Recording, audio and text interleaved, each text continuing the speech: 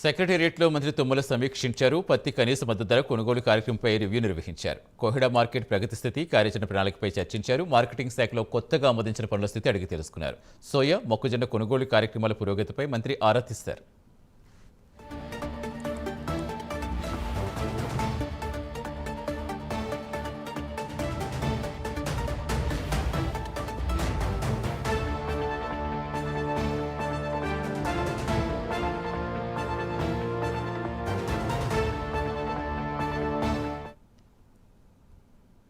కన్నుల పండుగల కార్తీక దీపోత్సవం నిర్వహించాలని మంత్రి కొండా సురేఖ ఆదేశించారు. రాష్ట్రంలో అన్ని ఆలయాల ఈవలతో మంత్రి కొండా సురేఖ వీడియో కాన్ఫరెన్స్ నిర్వహించారు.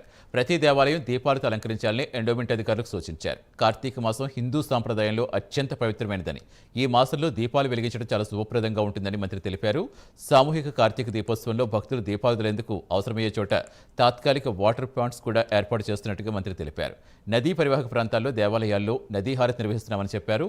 ఈ ఏడాది సామూహిక కార్తీక దీపోత్సవంలో భాగంగా భక్తుల కోసం బ్రహ్మశ్రీ నాగపని శర్మ, శ్రీ సామవేదం షణ్ముఖ శర్మచే ప్రముఖ దేవాలయాల్లో ప్రవచనాలతో పాటుగా సాంస్కృతిక కార్యక్రమాలు నిర్వహిస్తామని మంత్రి తెలిపారు.